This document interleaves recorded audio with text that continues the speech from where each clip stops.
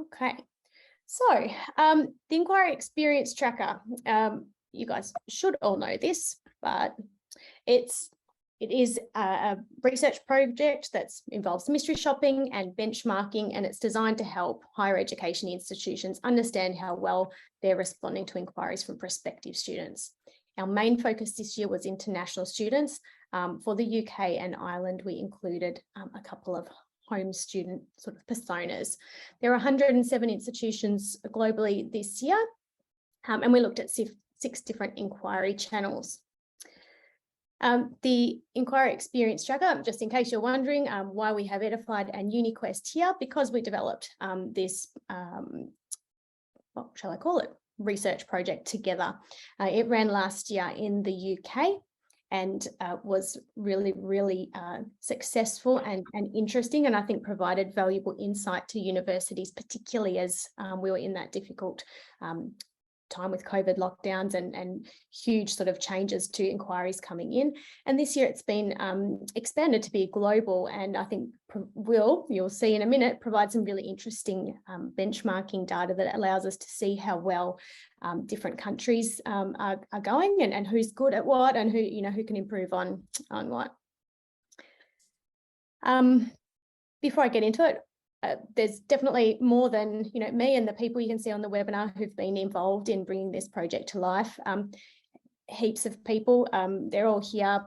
Importantly, our mystery shoppers who, we have a group of international students and a couple of domestic students who, bring their own perspective and their own lived experience to their work, and they've been really fantastic working with us this year, and I couldn't have done it without them. So we'll just quickly go over the basics of the research methodology, just so you're really clear on how it works, and then we'll jump into some of the findings. So as I mentioned before, there's 107 universities. That map there gives you a sense of the breakdown across different countries. It represents about a quarter of the UK unis, about a third of the Australian unis, and we had all of the Irish and all of the New Zealand universities in there. There was a lesser representation of European, Canadian, and US institutions, but this is a start, and hopefully, in the coming years, those numbers will increase. So what we did is we constructed a number of personas and identities for some prospective students. There were 9 actually across the world, and then what we did is selected 6 per university or per region of the world, depending on what market's really popular. For example, these 2 on the left are UK domestic students. They were only used for the UK and actually Irish institutions as well.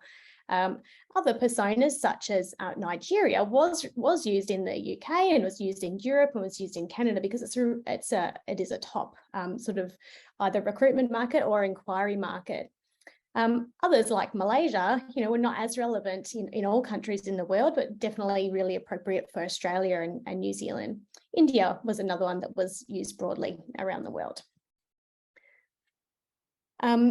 Then we did. So we had those mystery shoppers. They placed their inquiries with institutions, and they recorded all of their responses, and they completed a scorecard that has been developed as part of this research. It's been informed by insights from UniQuest, based on their experience managing more than 1 million student journeys, and sort of figuring out what are the types of expectations that students have, what's driving conversion. We pulled together this methodology that you can see here, and what it is a scorecard. So we have a breakdown of different criteria. We have 10% of what we look at is related to inquiry channels, how easy they are to find, and what channels themselves are actually available and offered by an institution. 20% of what we look at relates to responsiveness, how fast are institutions at replying to inquiries, and quite basically, do they respond to them at all? 50% of what we look at is looking deeper into the quality of the communications that universities and other institutions are having with students. So, how clear, how relevant, how persuasive are those communications? 10% of what we look at is actually after the inquiry's been answered, whether an institution comes back and tries to make further contact with the student. You know, do they follow them up and see if if they've got all their questions answered, or to provide some additional information that could be helpful to the student. The final criteria we look at is impact. It's kind of like the so what factor. So at the end of all this, you know, inquiring to the university and getting an answer, what does the student actually think? You know, do they feel positive or negative? Are they likely to continue or not? So that's sort of how the study works. Then we compile all of those results, and then we benchmark it. So we each institution gets all of their results compiled together, and they get an overall score out of 100. And then we can use those scores to, you know, look at globally, you know, what was the average of every institution. And we do have a global benchmark, which is what I'm going to be taking you through today. We also have established regional benchmarks. So we look at the average scores, you know, for example, of all the Australian and New Zealand unis, all the European, I say universities, the majority are universities, but there's certainly business schools and colleges and other types of institutions in there as well, higher education institutions. We look at Europe, we look at North America, and we look at the UK. And we bring them together so that, you know, you can compare and contrast and see, you know, who's doing well, and also how you might be performing against your regional set and the global average. For those of you who were participating universities, you will have your reports already. If you don't have your report, that means something's gone wrong. Maybe it's a junk folder or someone else got it and you didn't get it. Please get in touch with us if you believe you're meant to have your report and you don't have it handy. When you see your report, you'll see this benchmark in there. And what it does is it puts your score somewhere along this scale from, you know, poor through to excellent. And we do that for each of the different criteria that I mentioned before. And we've done that also for the regional averages and the global averages to give you a sense of where they sit. So that's it for the research methodology. My fellow co-hosts, if there's any urgent questions or anything that popped up, let me know. Otherwise, I'm going to charge on to talking about the results. All right, it's much more exciting to talk about the results. So here we are. So globally, overall, the global average was 51 out of 100. So adding together all those institution scores, which are based on all of the inquiry scores, the average is 51 out of 100. And so what that's telling us is that and it's sitting just above, just into the good range, you know, quite far away from the excellent range on our scale. If we look at different parts of the world, we can see that Australia and New Zealand are doing better. And in general, the North American institutions that were included are not doing as well. In terms of the actual, you know, countries that sit behind these regional averages, Australia, Wales and Sweden in particular were the leading countries in the world, and they consistently got higher scores than other institutions. For those from the UK here today, the UK institutions, many of them participated last year. And the score has actually gone down a little bit on average. So last year it was 57 out of 100 and this year it's 52. One of the reasons we think that could be is because this year we introduced some new channels. So we looked at WeChat, we looked at peer-to-peer, whereas last year's tracker included a lot more email-based inquiries, which tend to perform better. And what we have found this year is that WeChat in particular achieved very low scores. So that has led to a bit of a difference year on year. Here's always an interesting one to look at, the distribution of the results. So each dot represents an institution that was part of the study, and the scores are ranging from 7, that was the lowest score, through to 80. There are 4 institutions up here that are sitting in the 75 to 80 range, which is excellent on our scale. And so that's, 3 were in Australia, 1 of those was in Europe. And so it definitely is possible for institutions to be excellent, at pretty much all the aspects that we look at. But the most common, finding is sort of you've got the majority, 75% of the institutions are sitting in that developing and good space, which is between, sort of this 40 to 70 zone.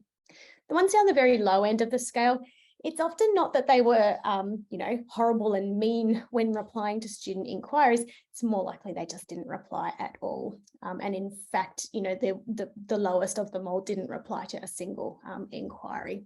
So we do have a vast sort of range of practice going on out there, and capabilities and budgets and systems and team structures, in lots of different institutions. Let's have a look at those criteria that I spoke about earlier on. So the overall score was 51.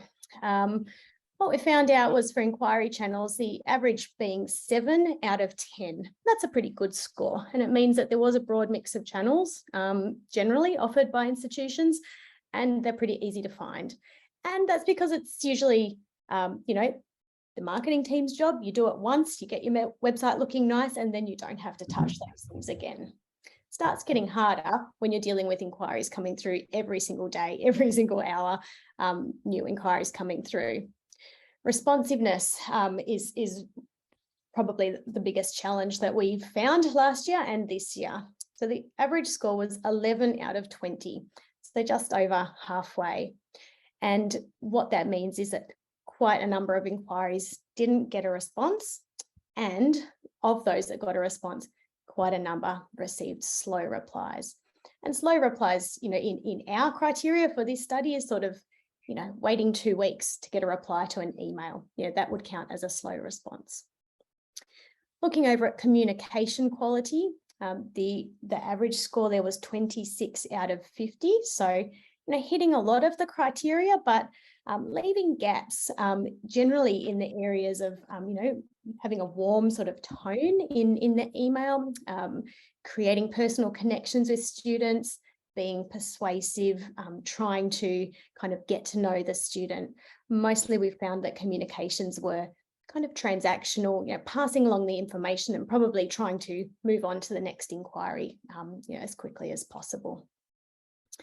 The impact score here, the follow-up score is 2 out of 10.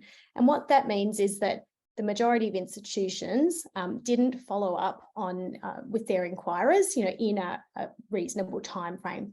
And for the purpose of our study, that was 1 week. So we said if a student got a reply, on a Monday, then the institution had sort of 1 week after that to check back in with the student and say, did you want any more information, or potentially to put them onto a lead nurture track and have some other sorts of communications going out to them. And the final criteria of impact, the average score globally is 5 out of 10. And that's really telling us about half had a positive experience and about half didn't. This one's a little bit more exciting. So we've got a bit more detail here around some of the key findings. As I mentioned before, Australia, Wales and Sweden really did lead the world, and North America, as we saw before, were lagging behind. When we look at a kind of channel basis, we find out that email is the most reliable channel, which is not really a surprise because that's a channel that institutions are really comfortable with. It's an older, more traditional channel. So students got a reply to 96% of the emails that they sent. They also got generally better scores overall. One thing that was really interesting is when we were looking at, inquiry team staffing and also how different channels like live chat work, we're finding that, bots are in play. About 1 in 5 chats are using a bot. Sometimes they also revert to a human as a second step, once someone's passed through a number of questions. But it's really interesting to see that number. I think it's got, it's something that we noticed last year and thought this year is really important to track it. So certainly a lot of good instances of chatbots this year that we wanted to highlight and pull out. Looking at, the quality of communications, about a third were rated on the excellent end of the scale. consistently achieving high scores for clarity and mobile responsiveness. They're really great. They're probably hygiene factors that students expect, but it doesn't really win you any points. It's more like it takes away points if you, in their mind, if you're not performing those things. The biggest opportunity for every institution around the world is to improve persuasiveness. Might just, someone's might not be on mute. I think if you could just check that you're on mute, that'd be great. WeChat, as I said, was a new channel this year, and it is a blind spot for many institutions. We found that 1 in 2 inquiries on WeChat didn't get a reply. And then if we kind of look at the other half that did get a reply, half of those were rated poorly. And there were a number of reasons for this. We had often institutions, I guess, not having that visibility of what's going on with their WeChat account. Sometimes there's a 48-hour response window that sort of passes by, and then the institution's not able to reply back. That's a software or kind of platform restriction within WeChat. Sometimes it's the fact that there's multiple accounts, websites have some details, some, have it listed somewhere else. And so students are kind of being bounced around accounts and no one really knows who's replying to it. And sometimes it was just that institutions were sending back, auto replies, saying, please make your inquiry by emailing, our central team, which is really not counting as a great experience for anyone. I'll just sort of move on here. So peer-to-peer was another channel that we did include for the first time this year. So for peer-to-peer, we're talking about things like TAP, UniBuddy. Some institutions are doing peer-to-peer by looking at student takeovers on Instagram, or they've got their own sort of homegrown solutions. Any of those things counted in our study as peer-to-peer. And we noticed that for UK institutions, the uptake was really high. So 90% of UK institutions had peer-to-peer. I think it was about 60% of Australian and half of North Americans. So quite a big difference there. Students generally had a good experience across all of those regions in the world, not sort of any performing higher than the other. The exception was Ireland, who actually outshone everyone. They must have really great student engagement strategies in place because their ambassadors were by far the most helpful. As I mentioned before, lead nurture is a real gap. So what we noticed is that only 1 in 4 prospective students actually got a follow-up from their institution. And that means, 3 in 4, potentially they're sort of not making it into lead nurture platforms. They're not, maybe they're just sort of been deleted from an inbox and not going to, get ever followed up. It wasn't necessarily, though, the same story across all parts of the world. In Australia and New Zealand, it does sound awful. I keep mentioning Australia and New Zealand, given that I am from Australia, but it is true. They were the best. So around half of the inquiries placed to Australian and New Zealand institutions got a follow-up. There were only 2 institutions in the whole study that achieved a perfect score of 10 out of 10, meaning every single inquiry placed to them got a reply and then got a follow-up within that really slick time period. I think the reason behind this is that sophisticated MarTech, it really isn't the norm. One of the questions we asked as part of the institutions participating in the study, was about the tech setup that you have to support, your inquiry management function. And, there is a lot of investment, there's a lot of talk about CRMs and single view of the customer and all of this, but it's not necessarily the reality. So 1 in 5 institutions told us that they were relying on basic tools like spreadsheets, shared sort of Outlook accounts to manage inquiries. And that does make record keeping and then follow up hugely labour intensive. And you can understand why it might not happen. And only 1 in 10 said that they had a fully integrated CRM that provides a single view of the customer. more normal, most of the institutions are saying, well, we've got some bits right, we've got a CRM, but it's not connected to, every system, or we're really looking into marketing automation, but we haven't got it live yet. So I think we're still in that transition stage, across the industry.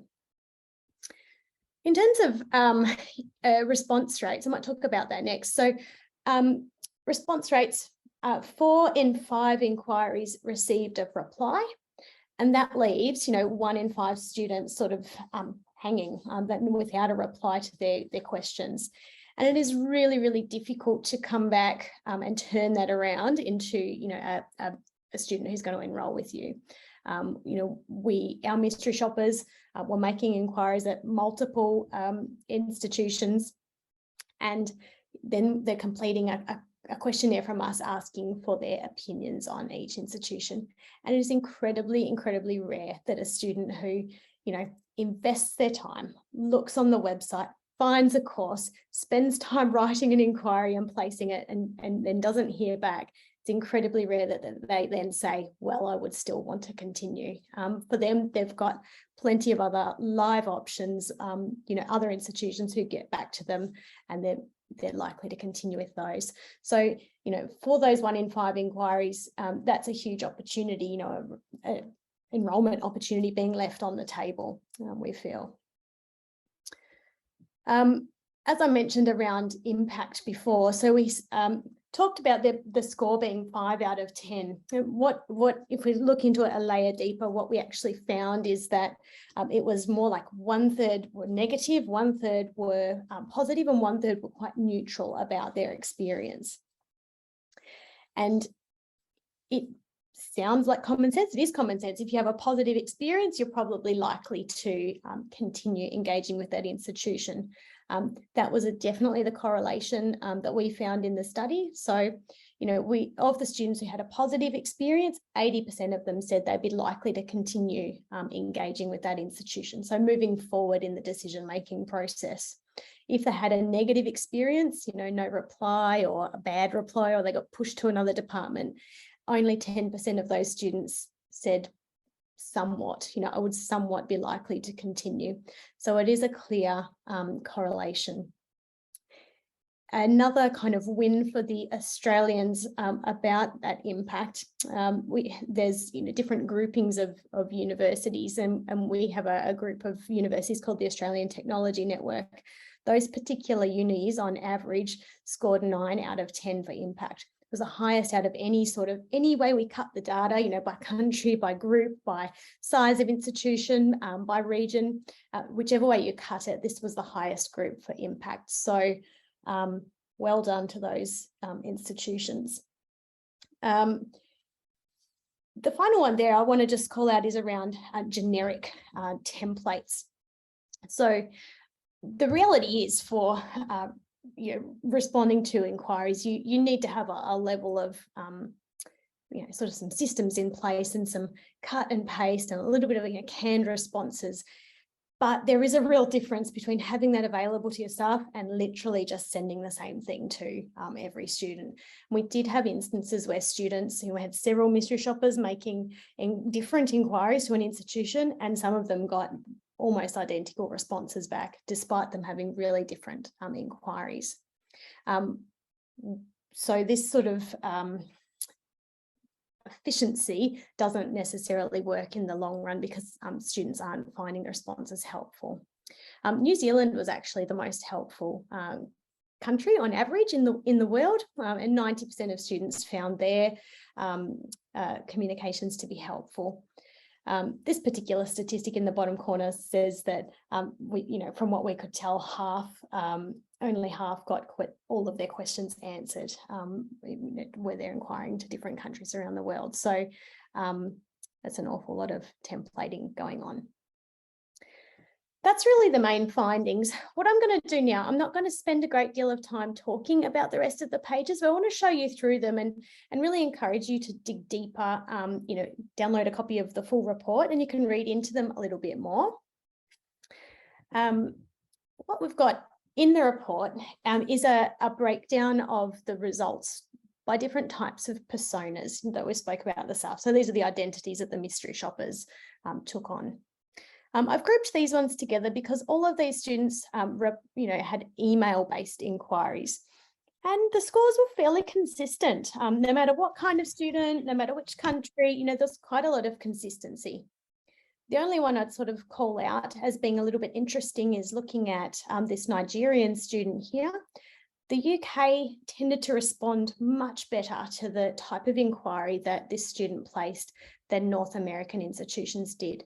And I'm sort of thinking that that's probably indicating that correlation where it's a really major market for the UK. A lot of them have got offices and staff based in Nigeria, and there's that sort of ability to prioritise those students and help them actually with practical information as compared to maybe some other parts of the world where it might not be as much of a priority market.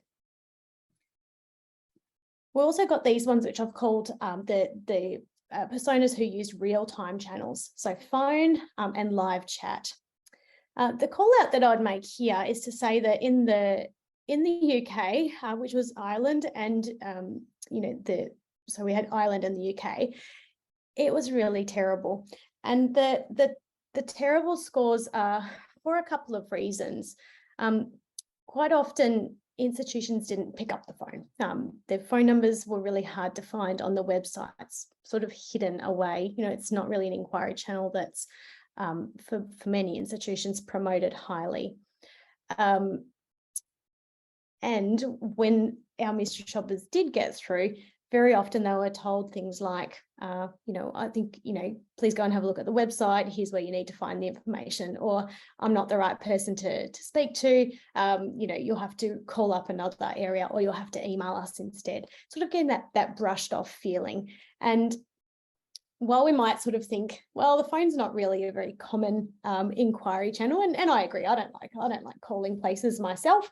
For some types of students, it is. And Jenny, I thought this might be something I might throw to you, because I know, you've done some research, and there's sort of segments of students who may not be, the biggest group, but they are, students who like to use the phone. And, is there still a need for this channel to be used? Yeah, I'll jump in on that. So, phone remains relevant for particular demographics. So you're right, it's not right for everyone. Not everyone's going to pick up the phone. Other people want those chat channels and feel more comfortable on there. But what we see in more mature students in particular, and those who don't initially trust other channels maybe. So it's also useful to note that those students who first inquire over the phone are more likely to convert. And, if they're picking up the phone and having a conversation, that's much more intentional than some of the more transactional inquiry channels. So they've actually had to search out the number, pick up their phone, put in the number, they're speaking to someone, they've thought about the questions that they're going to ask. And you're right, it is sometimes hard to find. And we've seen a really steep increase in phone usage, top and tailing the student journey. So from those first inquiries coming through, but right at the end of their journey as well, they're using it as their preferred channel to chase for final admissions decisions, jump on the phone, try and get someone to respond quickly. So it is still relevant for those particular demographics. Thank you. I'm going to ask you the same thing around live chat in a second, because I think this idea of I've got an urgent inquiry or something that I need to kind of to and fro on a few times, if you're not going to offer the phone, well, then live chat is another way of getting that instant service. Well, it should be a way of getting instant service. What we saw, you might see just on this this one on the right here, is that this Indian persona actually got a really high score from Australian and New Zealand institutions, and lesser so from other parts of the world. One of the interesting findings was that the Australian and New Zealand institutions were the most likely to offer live chat. They're also, staffing it with humans, and actually, I think using it more as a yeah, we're really going to try and convert the student here. We're actually going to have a conversation. Whereas in other parts of the world, it might have been automated, sort of like a bot that's just directing you off to help articles, or some of the shoppers reported things like huge lags, they're writing a question and then sort of, 2 or 3 minutes later, the answer's coming back. And that's really not a great experience. Are there any particular segments or groups of students that you think or that you've noticed are really engaging strongly with live chat? Yeah, I mean, we've seen huge increases in the usage of live chat and WhatsApp. So, we put those two channels together and we see them performing pretty similarly. So over 2021, across the UniQuest group, we saw live chat more than double, WhatsApp more than quadrupled in terms of usage. And this year, between, I think it's March and July, we saw that increase by 45% again this year across the live chat and WhatsApp channels. We see that demand really being driven by students from West Africa and South Asia. Nigerian students are twice as likely to use WhatsApp than live chat. So having that variation of those channels available to them is really key when you're choosing those communication channels. And students are using it for all sorts of different things. So it's both for those transactional quick questions where they just want a really quick response to something as they're walking down the street and think of a question and want to just type it into their phone. But they're also turning to it for more official questions as well. So they will be asking things like, about English language testing, visa processes, and they'll be asking those through these quick channels at the same time. And what we also see is once students use those channels, they come back to them time and time again. So they're using them to build a relationship and to build that sort of feeling of community and being part of the university through those what can be seen as fairly sort of light touch transactional channels. Actually, they're much deeper than that for a lot of those students. So I think it's really interesting to keep an eye on what's happening through those channels. I think that the point about South Asia has been, that's been a trend for a number of years now around live chat being a really popular channel. It made me think I was an interesting conversation with one of our mystery shoppers who was telling me that, in India during COVID and lockdowns, every business there seemed to, have live chat and as sort of their alternative way of servicing. So every website you'd go to would have things popping at you, coming up and saying that, this is what, try and, engage with us. And so then by contrast, looking around the university websites, sometimes they're sort of like, they said literally sitting there waiting, when's the live chat going to come, before it eventually dawned on them, oh, they don't have one. I'm going to have to go and, look somewhere for a different channel. And so I think there's this really, interesting change that has gone on in the world, and we've all experienced it differently, but it's definitely something to think about in terms of inquiry channels. I'm going to move on just to quickly look at the China student and the Malaysian student. So Chinese student, I've already talked a little bit about WeChat, so I won't go into too much more detail, except to say that I think we will include this again next year because this is a fascinating one, and I think has shone a bit of a light on a channel that's it can be really hard, if you're sort of sitting in a central recruitment or marketing kind of function and, you don't speak Chinese and you're relying on colleagues in other countries to be, feeding information through. We really found that doing this mystery shopping helped to identify some things that institutions didn't know, like the wrong QR code being on the website, or the fact that the auto reply doesn't actually mention that it's not the right account anymore and there's a new account, or that the account's not set up in a way that really brands and represents the university effectively. So that was a really interesting one, and definitely one to watch in terms of room for improvement. Elissa, sorry, do you mind, can I interrupt? Could I ask you, we just had a specific question, you might just be able to cover off now, from Emma at Swansea, hello, about WeChat. Yes. And Emma asked, were in-country China offices followed up for response times, or was the focus on UK-based WeChat responses? Well, it's a good question. I'm not sure I know the answer, because I guess from a student, this is a mystery shopping, so we don't really know who's on the other end of the WeChat. And often the student didn't really know who's on the other end of the WeChat. Was it someone in China, or was it someone, for example, in the UK? and I can't be sure what the setup is for every university that was part of the research. What we did is use the account provided to us by the university, which is typically the official account, and then the staffing of it was not something that we particularly we didn't sort of record in any way whether we felt that to be central or offshore. Yeah, that's an interesting one though, and maybe something we could collect that data in future. With peer-to-peer, I guess what I just mentioned here is like the results are fairly similar, you know, around the world, around every region. And, you know, what we found is that I think I've already talked about the kind of variety of approaches that are taken. That was really interesting to me to learn that. There were only a handful of occasions where students didn't get replies. You know, we allowed up to a week for a peer-to-peer inquiry to get replied to. And sometimes that was where, you know, it might have been that the student they inquired to, you know, was really busy with exams or assessments, and that timing, you know, it wasn't really great. It is something to keep watch of, and I know it's, you know, working with student ambassadors can have challenges, but, you know, from a inquiring student point of view, they really, the students who kind of put the love and care into their work, it could really be felt by mystery shoppers.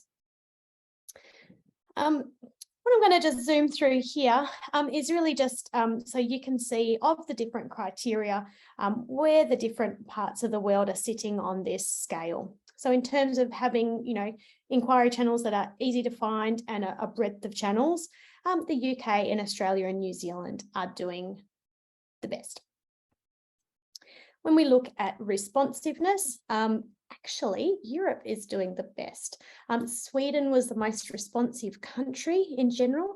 And also there's one institution that was at the EU Business School has actually gotten, you know, we have some awards as part of the Enquiry Experience Tracker, was the most responsive institution in the whole world out of the 107 in the study. Looking at communication quality, Australia and New Zealand was the leader there. New Zealand is actually a little nudge ahead of Australia in the sub-criteria that we have looking at you know, clarity, relevance, personalisation, persuasiveness, and mobile friendliness. In terms of follow-up, Australia and New Zealand's a clear leader in this space. And in impact, which probably is not a surprise given, you know, some of the other results, Australia and New Zealand did have the highest score overall. And out of that, I think actually Australia was a nudge higher than New Zealand on that one. Just nearly at the end of our presentation, I wanted to really recognise some of the institutions who did really well for particular things as part of the research. We'll be doing some sort of social media activity about this, but just to recognise best practice, that's really hard. You know, if your job is inquiry management, it's a really hard job because it is the same thing every day, all day. Same types of questions come in from students day in, day out. So, you know, when teams deliver a good experience to students, that is a real thing to be celebrated. So what we have here is some awards for the best email, Massey University, best WeChat, Aberystwyth, best, did I say that right? I hope I said that right. Yes, Nat's giving me a nod, that's good. The best phone was Aberdeen. Best live chat was University of York. Most responsive, as I mentioned before, is EU Business School. And then we had a couple of awards that are based on the impact score. So the ratings given by the student at the end around how positive they felt and whether they'd be likely to continue. And London Met was the university that in the UK, students said they'd be most likely to, you know, keep going with. And in Europe, it was Dalarna University.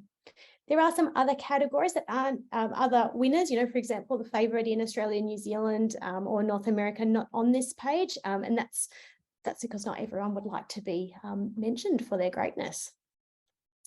The final thing that I've got here is just a couple of recommendations. They're more in the quick win territory. They're nothing that needs wholesale organisational change.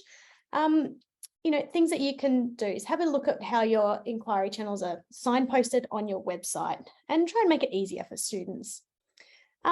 If responsiveness is a challenge for you, and it might be, especially in those busy times, if you can't answer every inquiry as quickly as you'd like to, set up an auto reply just to give that confidence for students. You can even use that as an opportunity to kind of keep them engaged with some other content while they're waiting. We talked a little bit in this session about persuasiveness and how to kind of stand out from other institutions. So instead of just transferring information or answering the questions that the student has asked, a great thing you can do is think, well, what hasn't the student asked about that would actually be relevant for them? What else could I share that would be meaningful or interesting? Could be a video, could be a upcoming event. Try and add something else in there. A little bit of sizzle is how I've described it. Put in your processes a practice to make sure that students do get a follow-up. 5 days is what we recommend as a timeline, because you want to keep that momentum going while the student's still thinking about you, while they're still, hot or warm in terms of their level of interest. If you're going to follow up with them, in 3 weeks' time, they could have actually already moved forward with another institution in that time period. So, try and make sure it's really timely. And the last thing here is around creating a feedback loop. If you persistently getting low conversion rates, or you're persistently, if you've got really low scores in the research this year, there's something going on that you don't know why that is. Go back to your students, find out what their experience is like, find out what their feedback is. Use tools like, some polls or some, questions that come at the end of your live chat, for example, to find out if there's any problems there and what you can do about it. I've just put some good examples in here, and I'll share this out afterwards. You can have a look. There's some really wonderful things going on there in terms of, here's an example of an institution that's got an all-in-one inquiry menu. It's got everything listed there in the one place. Got good examples of live chat that's super warm and super, approachable. Finishing off with a suggestion to go and connect with student ambassadors. That's that kind of value add in action. We've got a peer-to-peer example here where the ambassador's taken a lot of, time and really giving their own personal advice back to the student. Got some examples here about WeChat. It is in Chinese, but what it's telling is that it's confirming you've actually contacted the official WeChat account, and this is the place to ask your questions and get your information. It also includes an invitation to join a group where students can chat with other students. Really great use of an auto reply. We've got some email examples here. Both of these are Australian institutions, and I've put them in because it's a way, we've talked a lot about how the Australian institutions rated higher for impact, or had really good sort of, tended to be more persuasive and all of that. So this is some of the things that we're talking about, a warm, welcoming sort of tone, including, unique selling point information, dropping in videos and inviting for Zoom chats, sending follow-up emails on a range of topics, like this is an example about the lifestyle in the particular city where a university is. There's some good examples just to get you kind of inspired, I guess. And the last thing is just to say, tomorrow the report will be available on our website. I'll send you an email with the details, and there'll be a bit of social media excitement, we hope, about that. Please join in on that.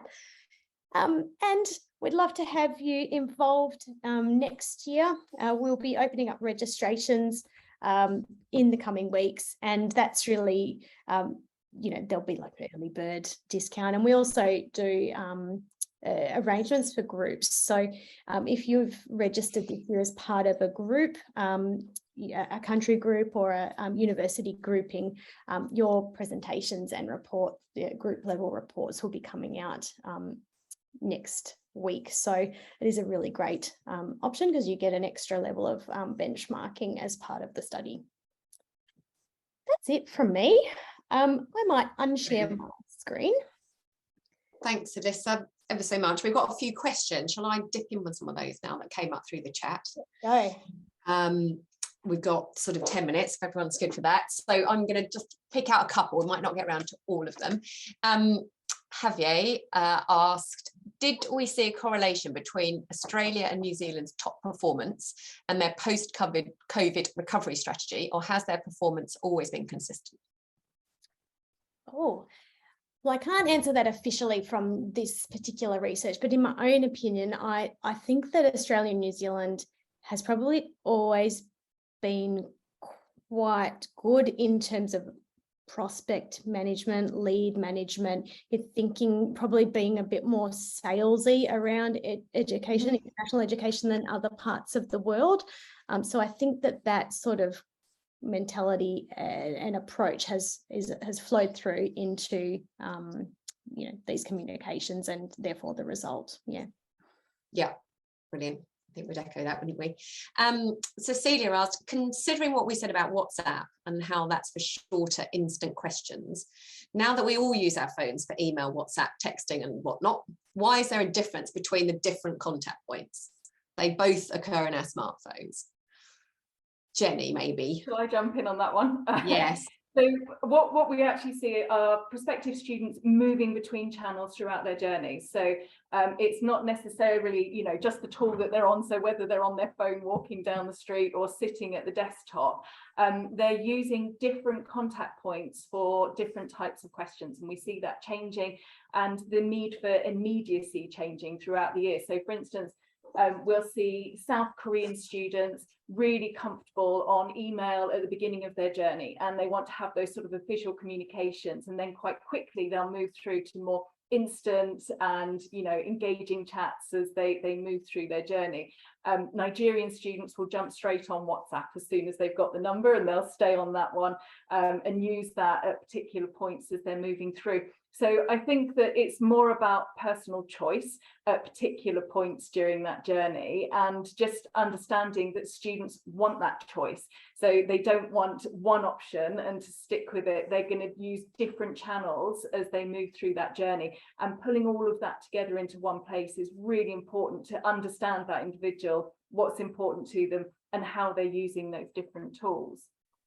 I think, can I just add one very quick point there? I think also, Cecilia, it's not necessarily that much difference for the student between those different contact points. As you say, everything happens on their smartphone, but it's hugely impactful for the university on how they're able to respond to those different channels, whether it is live chat or email, because like we've just seen, the universities aren't necessarily set up to be able to respond to all those channels equally. But the student may think these are all the same, I can do them all as I'm walking down the street. But yeah, it's a very different experience for the student depending on the university's ability to respond. Brilliant. And then I think probably we've got time for one or two more. Maybe a controversial question, but I feel that some universities try to do too much in the nurturing space. I'm talking hundreds or thousands of sequences. Maybe the gap is due to the complexity of trying to individually nurture each lead. So that's, I think, when we're talking about follow-up, the question was in response to that. So I think there's a sort of broader point about what's appropriate, volume, type, frequency of email and pipeline nurture. Yeah, I might jump in and say I agree. I think there's both ends of the spectrum. There's nothing, which is a problem because that sort of doesn't continue that engagement. And then there's the other end, which is total overwhelm and chaos. And we actually did pick that up as part of the research. So some of the mystery shoppers, found things like, I got the email marketing several days before anyone actually replied to my inquiry. So, it feels like they're already trying to sell me before they're trying to help me. And that's a problem if it's sort of the timing and the triggers aren't configured, carefully.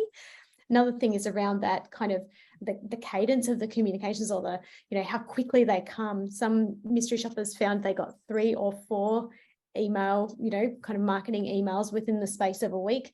That's far too many. Nobody wants that amount of email. That's really going overboard. So I think there is that careful balance between, timing, volume, but also whether it's all just email, or whether it's all automated. There's still a room for personal follow-up. The person who you spoke to on the phone might be able to email you and say, here's that extra thing, do you need some more help? Or there might be other channels as well. I mean, lead nurturing as a concept is around maintaining engagement with your leads and progressing them on the journey. There can be subtle things like remarketing advertising. It doesn't have to be one-to-one communication. Jenny's probably my thoughts on that. Yeah. Jenny, have some more. If I just jump in on that quickly at the end there. We always find that having those reciprocal engagements with students improves conversion metrics. So, the one-to-one is really important, and whether that is that you're sending out your one-to-many communications through email marketing channels, but then following up by picking up the phone and calling, or whatever proactive channel it is that you want to use to try and re-engage and create that conversation, because that conversation is really important throughout the journey, and making sure that that student feels engaged as the individual as well as that broader cohort. Now, the other point around this is that you might be nurturing those students over a number of years. And so the other thing that you have to think about is not just repeating the same things year on year, because they'll see the same emails coming through to them year on year. So, we might be dealing with students that our partners have met at an exhibition 4 or 5 years ago, and they might have 200 communications over those 4 or 5 years. And you might have a student who only has a journey of 3 months, and they've got a lot of really quick communications that they want to have during that period of time. So I think there's a difference between that sort of spamming of information that's going out to the students and that one-to-one connection that you have with the student, and how you balance those. Oh, just one more sort of thought on that is the beauty, or the one of the great things about digital marketing is that everything is measurable. And one of the most blunt kind of statistics that you can have is an open rate on your email. If you're sending emails, or there's thousands of nurture tracks being created and all these emails going out, and students are not engaging with them, then they are not working. If, on the other hand, they're getting huge open rates, huge click-through rates, and you're getting really positive feedback from students, well, then I'm not going to sit here and say don't do it. I mean, that's actually that's got to be the main thing you go by. Yeah. And as much conversation as there is around email is dead, young people don't look at email. We're seeing greater engagement rates now than we've ever seen before, and we're seeing more and more students interacting with emails. So it's really interesting to keep an eye on that and keep understanding what things students value and how you can build those into those communications. Great. I think one last quickie. Can we do that, Elissa? I had a question. Yeah, can I ask a question, or have we got one from the audience? We've got one last one from the group. Yes, if that's right. So Tom Gifford, Tom asked, probably not something we can answer, but he would be interested in how our results here for HE compare to any other sector. Do we have any feedback on that?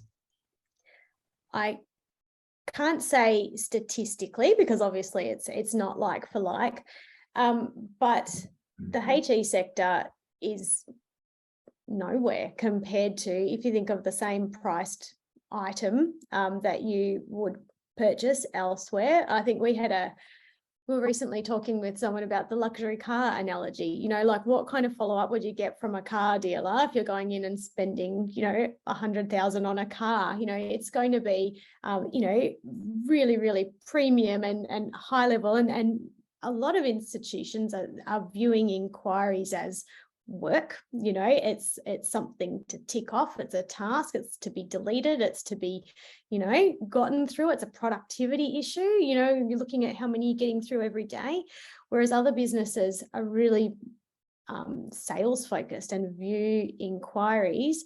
Inquiries are different to leads, so you can buy leads, you can get leads from a number of sources, but a question that comes through from a customer who's been on your website and, really wants to know something is a worthwhile opportunity. And I think education institutions just don't see it the same way that other industries do. That's my gut feel. That's not a, researched.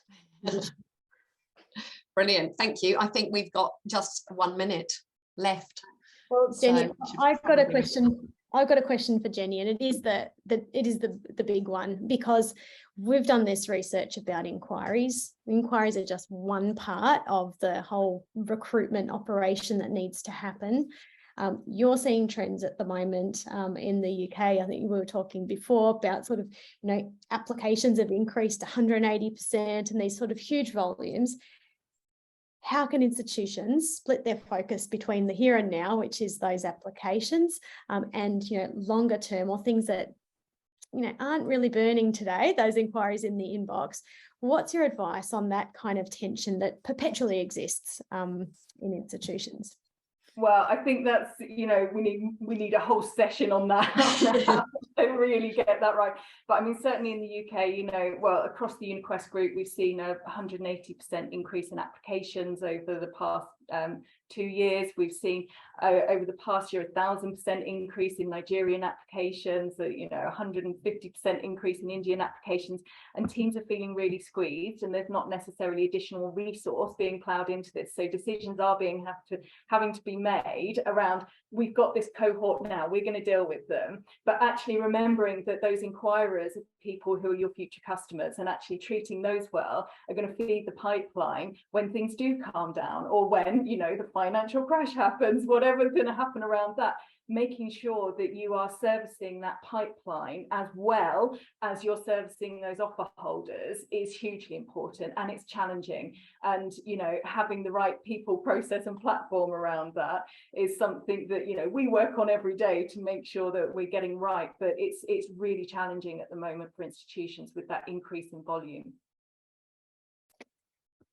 That's good to know there's no silver bullet, because if it was a silver bullet, no one would be here. We'd all be putting our feet up on an island somewhere, and wouldn't have a job, an urgent job that needs to be done every day, helping students. That's right.